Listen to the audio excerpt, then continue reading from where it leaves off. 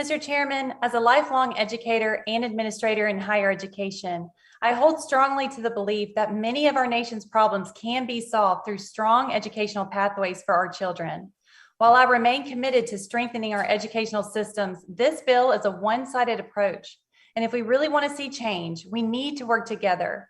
Unfortunately, this bill did not include bipartisan input.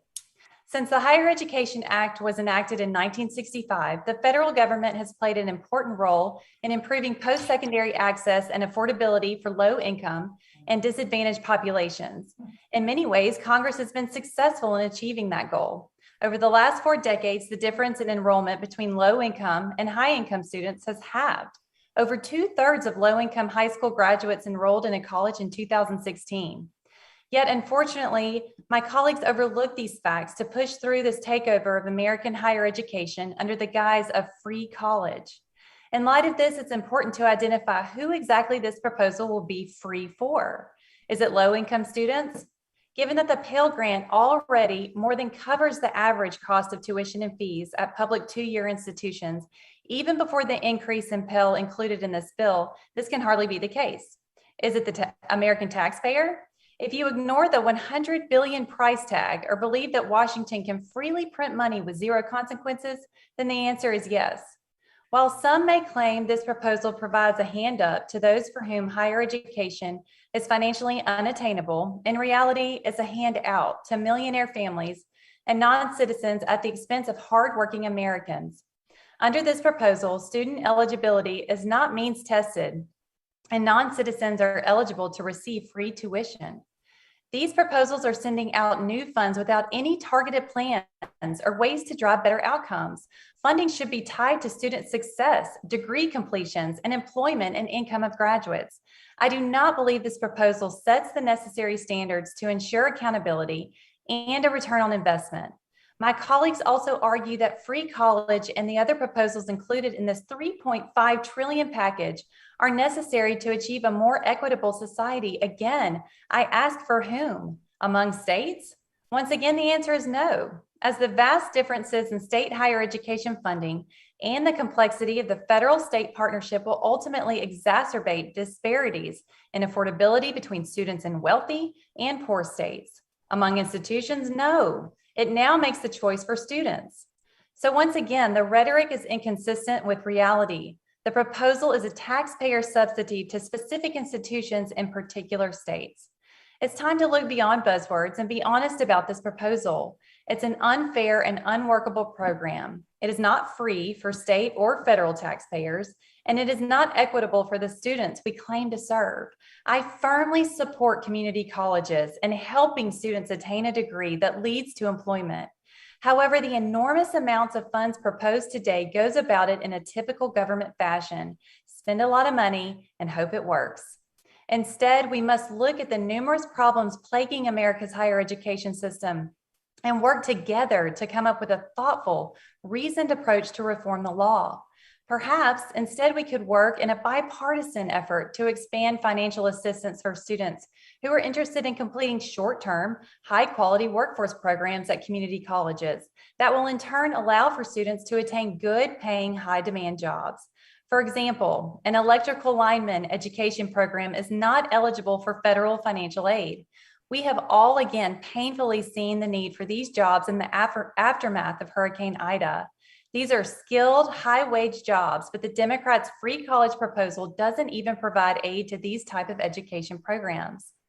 Therefore, I offer a simple solution: strike this provision. It has an astronomical price tag and will not help those who actually need assistance to attain a certificate or a diploma. It certainly won't help those who want to enter a short-term workforce program. I urge my colleagues to support this amendment and join me in supporting American taxpayers. Thank you, Mr. Chairman. I yield back. Thank you. The gentlelady yields back. Does anyone seek recognition? Mr. Levin. Gentleman from Michigan, Mr. Levin. Sorry. Thank you. Thank you, Mr. Chairman. I move to strike the last word and speak in opposition to the amendment. Gentleman's recognized for 5 minutes.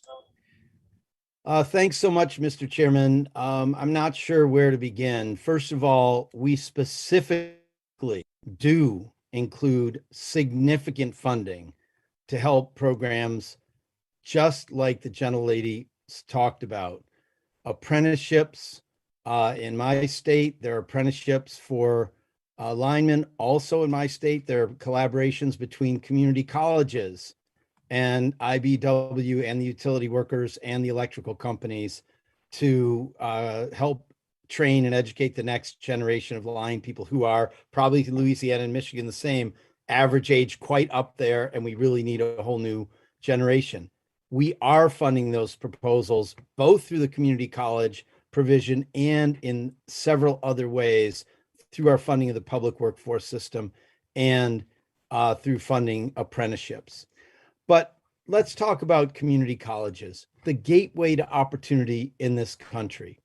And the idea that this is going to have no standards or help people who don't need help just doesn't bear serious scrutiny.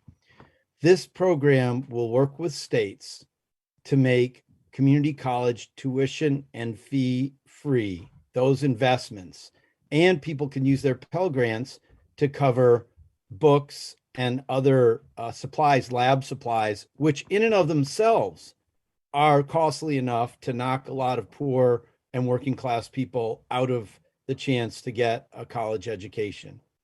You know, I mentioned earlier that in Michigan, I created a program called No Worker Left Behind, and we put 162,000 un- and underemployed workers back to school to study for certificates and degrees leading to in-demand jobs in Michigan. Helping young people and workers who need a new opportunity go to community college is something we did in lockstep with, in partnership with the employers in each of our 25 community college districts. You couldn't go to school for, if you weren't studying for something that led to an in-demand job.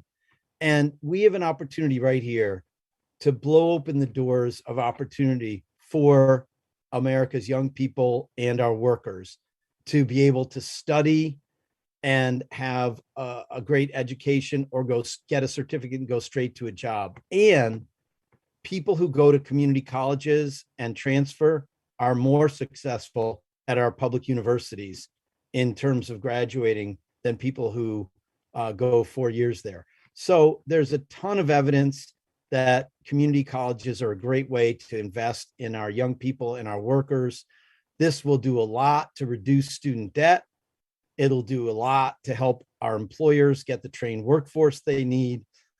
And yes, immigrants, native-born Americans, we need to help everybody achieve the American dream. This is an important part of that. Let's vote down this amendment and move forward with growing economic opportunity for all in this country. With that, I yield back. Thank you. Gentleman yields back. Does anyone else seek recognition? The gentlelady, just a minute. Does someone on the minority side seek recognition? If not, gentlelady from North Carolina, Ms. Manning. I move to strike the last word and speak in opposition to the amendment. Gentlelady is recognized for 5 minutes. Thank you, Mr. Chairman. This amendment would strip billions of dollars in critical investments to states to provide tuition-free community college. That would be a terrible mistake. 30 years ago in my district, you could graduate from high school, get a good factory job in the textile or furniture manufacturing industries, and afford to support your family. Those days are gone.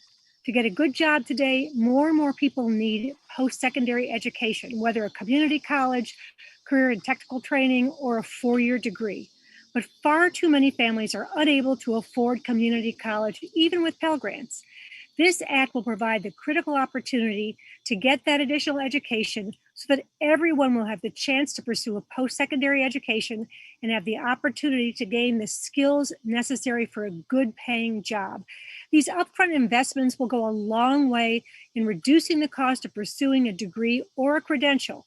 We know the billions of dollars that we're spending in this bill to provide free community college will in particular help Pell eligible students who can use their Pell Grant to pay for their living expenses. And let's not forget how many employers are in desperate need of workers who have the skills this additional education will provide. I hear about it every day in my district. To strip this funding from the bill ignores the fact that we need more skilled workers, and without them, it will hamper our recovery from this pandemic. Research out of Georgetown University found that 99% of jobs created during the last recovery went to those with at least some post-secondary education. Bachelor's and associate degree holders can earn up to $1,400,000 more than high school graduates over their lifetimes, respectively. As a result, for every $1 that states invest in higher education, they can receive up to $4.50 back in increased tax revenue and lower reliance on government assistance. This investment makes sense. This funding is critical to reduce the cost of college and ensure that students take out less debt. It also will help provide the skilled workers we need to help our economy grow and remain competitive. I urge my colleagues to oppose this amendment, and I yield back. Thank you. Does anyone else seek recognition? Mr. Chairman. Gentleman from New York, Mr. Espiat. Thank you, Mr. Chairman. This is a Gentleman's great, recognized for 5 minutes. Strike the last word. I strike the last word. Mr. Chairman, I move to oppose this amendment. Really, the opening up of community colleges would provide us with the opportunity to build better, bigger and better, as we brace ourselves and prepare ourselves for a major transportation infrastructure initiative that must be built in collaboration with community colleges, labor unions, and training programs. Let's face it, we do not have the trained workforce right now to build that infrastructure. It requires special training, state-of-the-art technology training, digital training to ensure that we are prepared to build better.